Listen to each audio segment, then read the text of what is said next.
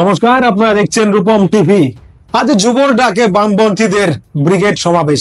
সেই ব্রিগেড সমাবেশে ঝাঁকে ঝাঁকে যুবরা এসেছে। বামপন্থীদের ব্রিগেড সমাবেশ আগাগোড়াই একটা উৎসাহে ভরপুর থাকে।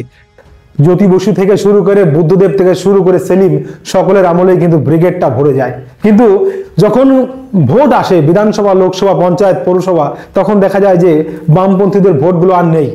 ব্রিগেডে লোক হয় কিন্তু ভোট বাক্সে তাদের ভোট নেই। আজ যে ব্রিগেডের লোক হয়েছে, বিজেপি এবং তৃণমূল বলছে ফাঁকা মাঠ, অর্ধেক লোক হয়েছে। আগে যা হতো তার অর্ধেক লোক হয়েছে।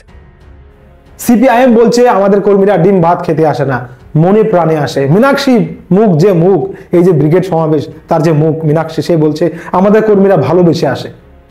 তো যাই হোক, এবার যেটা আমরা দেখলাম ব্রিগেড সমাবেশ, লাল ঝান্ডা, একটা জিনিস আমরা লক্ষ্য করলাম, ভারতের পতাকা তেরঙ্গা উঠছে সিপিআইএম এর ব্রিগেড সমাবেশে।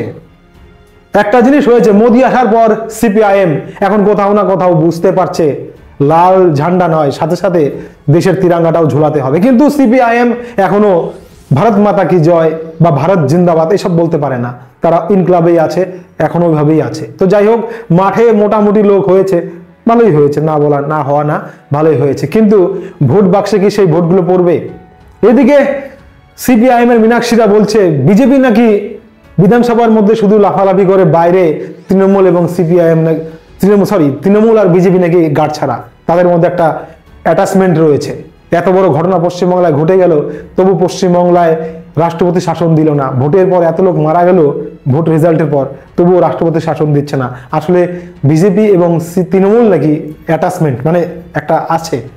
তো যাই হোক, আজ ব্রিগেডে যে লোক হয়েছে তা দেখে সিপিআইএম ভাবছে 2024-এর লোকসভায় পশ্চিমবাংলায় তারা হয়তো ফিরে আসছে। কিন্তু সিপিআইএম একটি জিনিস ভুল করছে, 34 বছর ধরে তারা যে রাজনীতি করে আসছে, এখনকার সেটা পুরনো মানুষগুলো সিপিআইএম এ থাকতে পারে, নতুন জেনারেশন কিন্তু সিপিআইএমটা আর কেউ করতে চাইছে না। তাই ব্রিগেডে লোক হলেও ভোট বাক্সে কিন্তু ভোট পড়ছে না সিপিআইএম এর। এদিকে সিপিআইএম বলছে তাদের শুরু পঞ্চায়েতে হয়েছে, এবার লোকসভায় নাকি আরো বেশি হবে, বেশি ভোট বাড়বে।